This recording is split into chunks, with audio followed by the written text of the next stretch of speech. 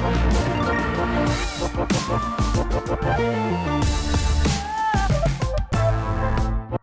everyone, and welcome to Coffee and Compete, the show about the news, gossip, and tactics of competitive business strategy. I'm Adam McQueen, and join with me today, we've got a very, very, very special guest. It's none other than Dan Hamilton, the VP of Competitive Intelligence over at Salesforce. Dan, what's going on, man? Gentlemen. It's been a minute. I'm glad to have you back on today. And this one's a little timely too. For those of you that don't know Dan, a hockey guy at heart, also a Bostonian at heart, and upon this will be released on the Friday. We're recording this just before the Canada-USA Four Nations game happening in Boston itself. Not a true fan since you're not going. Whatever, not a big deal. Yep. Do you have a score prediction for us? I'm calling I think 3-2 US, overtime win, stunner. It's gonna be a dogfight. It's gonna be incredible. Be one of the most physical hockey games we've seen in a long time. I'm here for it. I'm ready. Are you having some internal conflict about Marchand right now? You know what? Kind of. Honestly, like it's gonna be hard not to root for him. I'm also not stoked that Charlie McAvoy is not gonna be playing on Thursday, but country before whatever else, I guess. Right now, that's the way we roll in the U.S. So let's go. Oh man, that was incredible. You like that, didn't you? What are you doing? It's a Canada mug too. Oh no, it's a bad omen. It's a sign. The hockey gods have sent us a sign. I'm so excited. Smashing. Look at this bad omen. Yes. Oh no. USA. Let's go. That's a bad omen. I can't believe that. Go Canada, the ultimate competition. That is incredible. I hope this is not an omen. We're keeping it in. You have to. Have to. That was perfect. Also, for listeners, we also have these episodes on YouTube as well, so you can watch the episode. You can see the smashed mug that Grayson just did. It was like it was at a Greek wedding or something there. Before we get into what we came here for, which was how to interview your own sellers around win-loss deals and how that works with your win-loss program. Quick bit of housekeeping as well. Some of the things coming up in the community. We've got Klue Quarterly happening February 26th, 9 a.m. Pacific. So that's going to be sharing some of the latest releases, features, and roadmap coming for 2025 at Klue. So make sure to be there. And if you're in EMEA, we'll also have one that's a time zone for you, February 27th.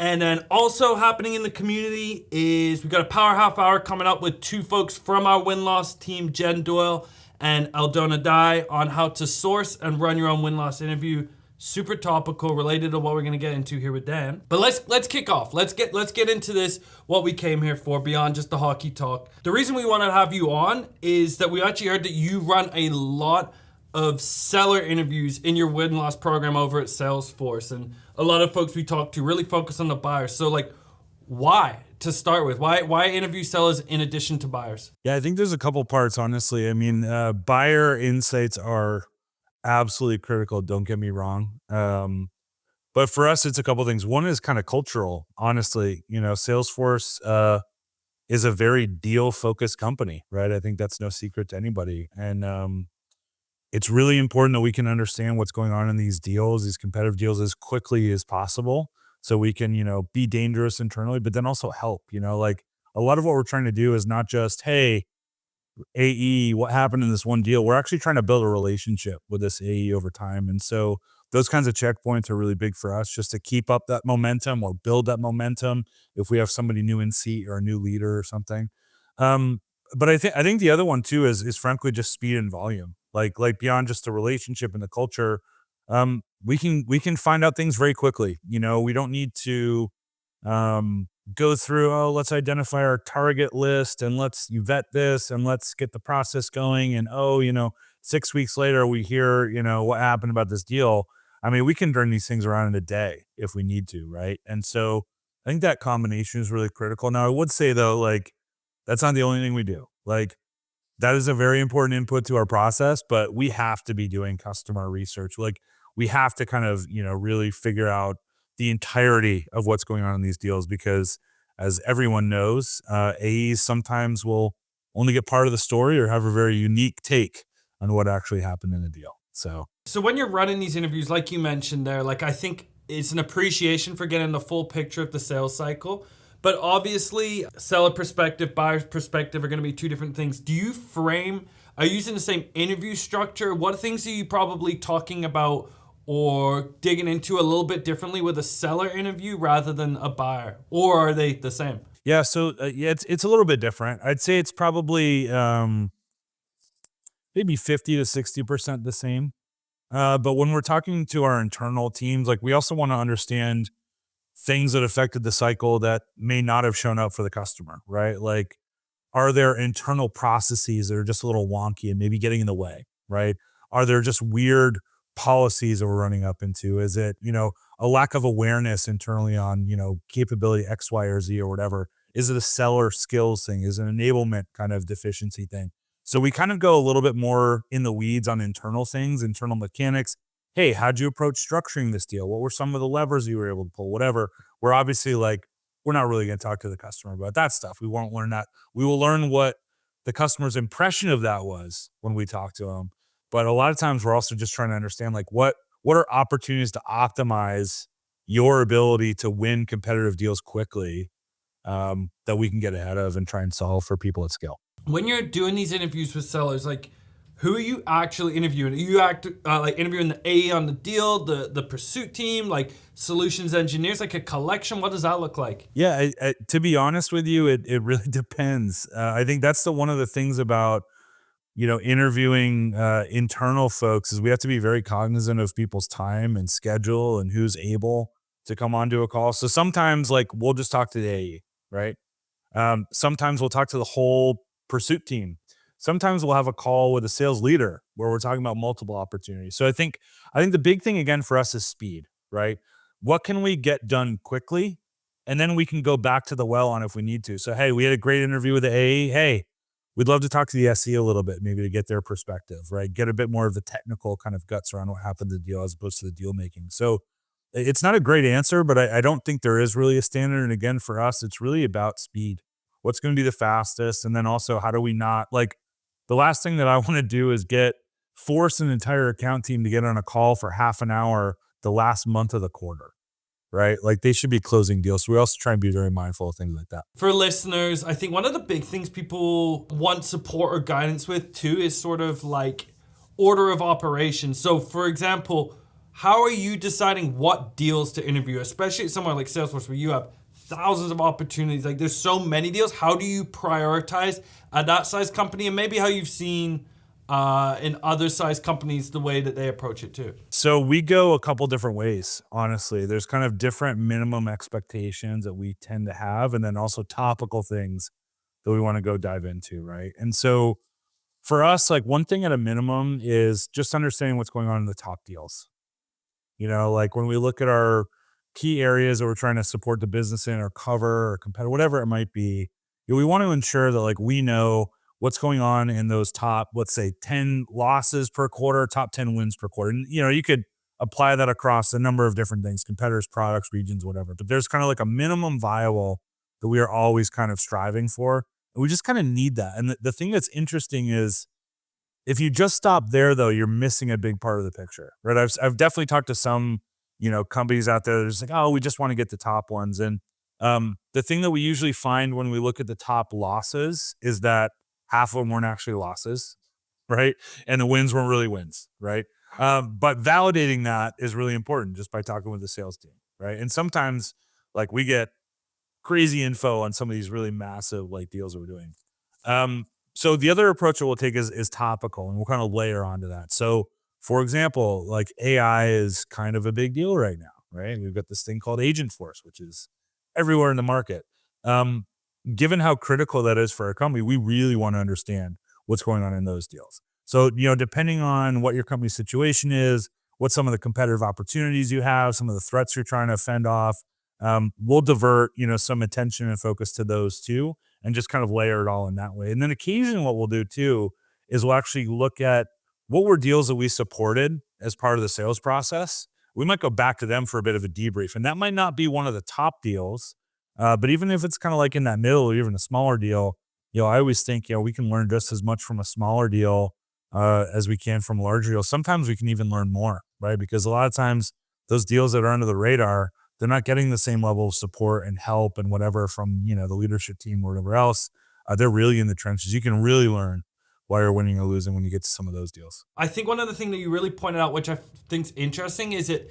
I think not viewing win-loss within your organization as like a static, rigid thing. Like you mentioned there, top 10 most important deals. When you say that, you're saying deal size, maybe highest profile deals potentially, but then you've got like this kind of ever-changing what's of the highest strategic importance right now for like whether it's product line, whether it's a theme like AI, maybe it's a competitor. Could you share some examples of what that always changing focus has kind of looked like maybe as well when you've been doing this? And again, you don't have to like reveal details, but sort of like the different things that people can look at on a more flexible basis to kind of give them an idea of what they should be thinking about. Absolutely. I mean, you got to keep your head on a swivel, right? Like I think a lot of what we've tried to establish is that balance between like, what's the minimum expectation that we always have to do regardless, right? Because of a lot of different reasons.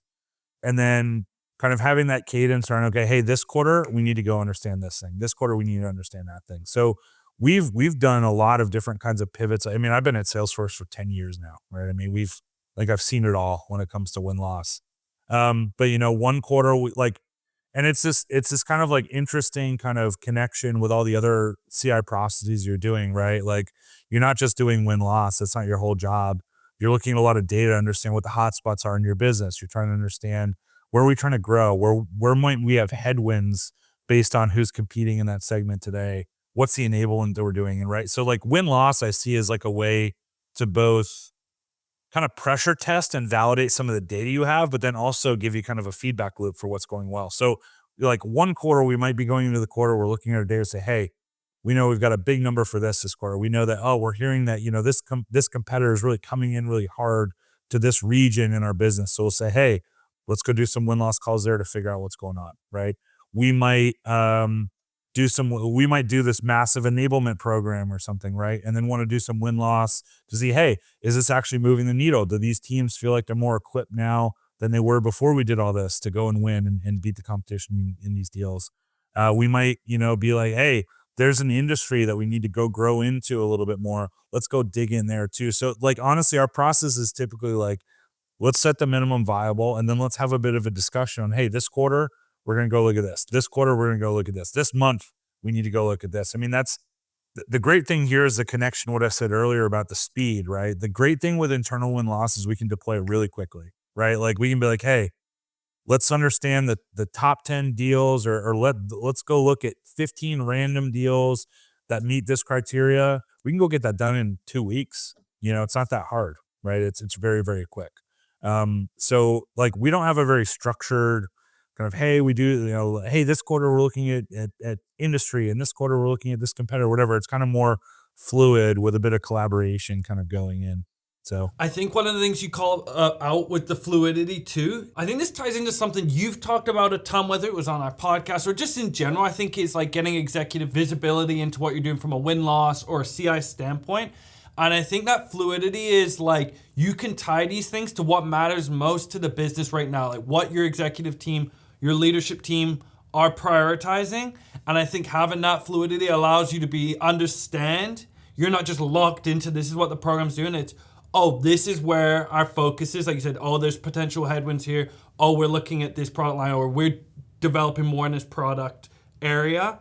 Let's course correct quickly to like align our work there. Then you're feeding information that actually matters at the top level too, I think. Yeah, it's a good feedback loop, right? Because like I see it as a two-way street. Like we want to understand what our priorities are to drive the focus of what we're trying to do with win-loss and a bunch of other stuff. But we also need to have that feedback back, to the executive team in the right places at the right times to like, hey, this hypothesis that we had about how this product is going to sell against the competition. We're right. Let's keep going. Or, maybe we should make an adjustment here or there. Right. And so, making sure that win-loss kind kind of feedback is embedded in a lot of these processes we have around like reviewing the quarter or whatever has been really, really critical. So there's definitely a lot of room to grow. There always is, right? But I think win loss that just sits in a vacuum is it's not really worth it, right? I mean, you can't really do anything with it. And that actually, look, it's like you have my question list here. This is kind of a bit of a segue into the next point is, upon this episode being released, this isn't out yet, but I'm actually in the middle of digging through the data of our win-loss trends report. So I've been analyzing a lot of the data on win-loss program owners, where their priorities are, how they're structured their teams, what their focus is, where they want to grow. Biggest thing that I've seen coming out of it, early days here, is when they look forward-facing, like what do you want to improve? Delivery of insights, making sure it's not stuck in the virtual cubicle or in a slide deck. And you literally just touched on that point there. So how, at an organization of your size, how are you sharing the insights you collect? Who are the teams? And if there's multiple teams, how are you tweaking what you're sharing, cadence? Like, walk me through how that looks for your team. Because I think this side of internal processes is super, super, super, super important. Yeah, totally. So for us, it's maybe a little bit different because we are such a large organization and there's a lot of teams that do a lot of different research that put it out in a lot of different channels. So honestly, we're always experimenting. We're always trying to find what's the new best way. How can we improve the way we're doing this now? For us, there's a couple different formats that we'll tend to share this information. The first thing though is we always try and make win-loss a key pillar of any kind of executive deliverable that we do, right? I think part of that's our culture too. Like I said, like we're very like a customer-driven, customer stories, deal stories kind of company. But I don't feel like we can effectively make any kind of claim or whatever if we don't have actual deal data. Like this happened in this deal. This thing that I'm telling you that we need to do, well, look what happened in this deal. Like that's like an integral part of how we tell our stories to the business, frankly. Like we have to have deals. So I think from a like philosophy standpoint, like not treating win-loss like the silo of information, but really like using it to drive your narrative and your point home, like that's been critical for us. For other stuff, we're experimenting with a lot of stuff, honestly. Like we're experimenting with some pretty creative things in Slack, where we can use kind of automation and AI to distribute some of our internal win-loss calls through there. There's other, we might have a recurring call where we're kind of going through a lot of things about the competitor that includes, some of the win-loss findings, or whatever. So I think, that combination of not having it be a silo, having it be like an integral part of how you make your points has been big for us. And then the second piece is just experiment, try a lot of things. Like I think, even if you found a way to distribute it that really worked well for a year, I'm sure with how quickly things are changing in all of our companies, like a year from now, that way of doing it's probably outdated anyways. And you have to reinvent the wheel. Like there's always a better way to do it. So experimentation has been huge. It sounds to me too, even beyond just maybe like I know we're kind of going a little bit of a different place here than like seller interviews, but it sounds to me that like the way you've structured your win-loss program to be deal focused, like kind of drives a lot of this too. It's not just sort of high level trends, which are important. And maybe that's part of that like always on like pulse that you're sharing of like, here's what we're seeing as general trends. But when it's deal centered, you can get super, super specific. And I think it's always like, I say this on our podcast separately, but like I think it's the same here is like stories and specific stick. And so you can share high level trends, but when it is that like 7-figure deal that slipped through the cracks and you have specific insight into that specific deal, not just high level, like that's the stuff that's gonna capture attention even more as well. Totally. I mean, like this is kind of weird coming from someone who's, our ticker is CRM, but like you can't, I don't care how much, loss codes, win codes you have in your CRM, like whatever pretty dashboards you have, like our culture, and I'm sure a lot of, the folks who are listening, their culture is like a customer anecdote, a customer story, a deal example will blow all that away in a second. Right. And like, that's really something that we've embraced, right? Like we have to know the deals in order to be effective and to get our narratives across, our positions across, our hypotheses. So, I think a lot of times though, folks will just come up with like, hey, here's my beautiful chart that shows, hey, oh yeah, we're losing because of price and relationships according to our CRM fields. It's like, that's not really going to be as effective as like, hey, give me 5 stories where these things actually happen. So that's how we roll. Okay, so you mentioned kind of off the hop, like this sort of like 360 view into the sales cycle. Are you combining what you're learning from like seller interviews with what you're learning from buyer interviews? Are they kept entirely separate? Like, how does that kind of look in terms of how you share your win-loss findings with leadership? So in a perfect world, I would have like one platform that has my internal and external stuff all in it, and I could just toggle between them, and I could see the delta between all of that. That would be amazing if someone would come out with something like that. Um, but no, like so we definitely, I think some of the processes are different, but when we're telling these stories, we definitely want to like augment, right? We don't just want to use internal. We want to use as much external as we can. And frankly, the external stuff is more important, right? Like the customer's perception of what happened trumps everything else, right? Nothing else really matters. Um, so yeah, like we will definitely put those perspectives together. And also like sometimes what we've experimented with when we have this is the delta between the two.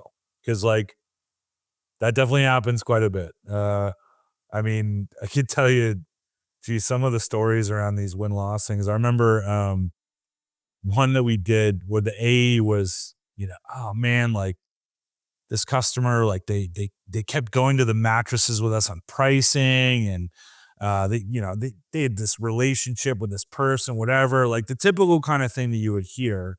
Um, we ended up talking to the customer, and the customer was very simple. They were like, "Hey, look, I actually love Salesforce. I love you guys.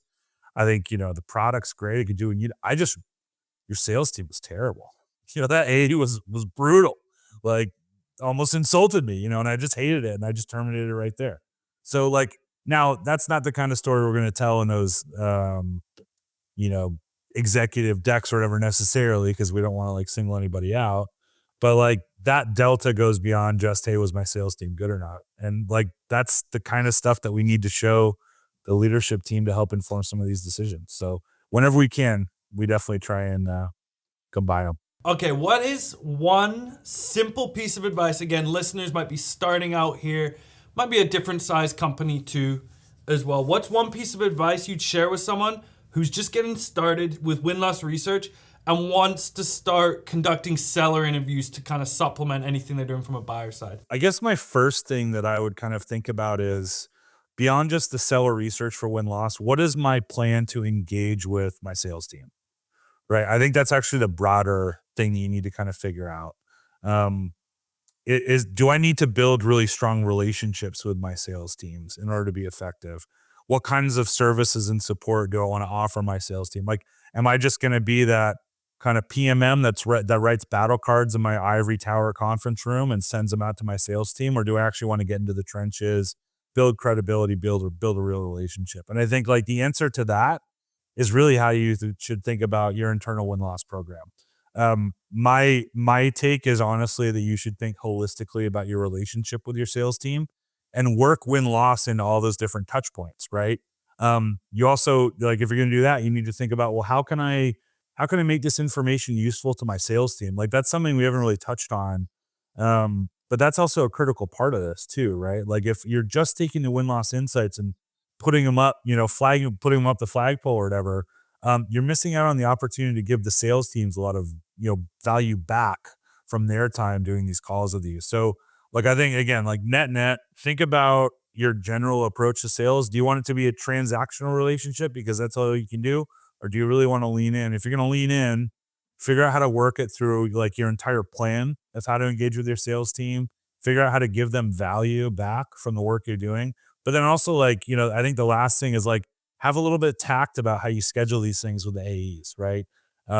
No AE wants to get a Slack message or whatever from some junior PMM they've never heard of the last week or two of the fiscal year asking them for 30 minutes to talk about a deal they lost 2 months ago, right? Like that's a way to very quickly burn bridges and burn credibility. So you got to be mindful of all that kind of stuff too. Like what are the right times to reach out? What are the right ways to reach out for the feedback. Like it's really, really critical. So long answer, but it's a pretty important thing.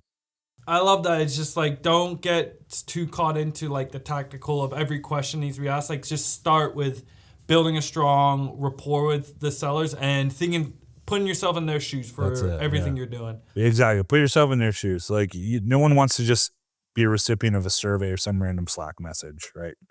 That they're not going to get any value back on. Dan, this was awesome. I really appreciate you taking the time. We'll definitely have to have you back on again soon. Thank you, thank you, thank you. Again, folks, come to Klue Quarterly, and we'll catch everyone next week.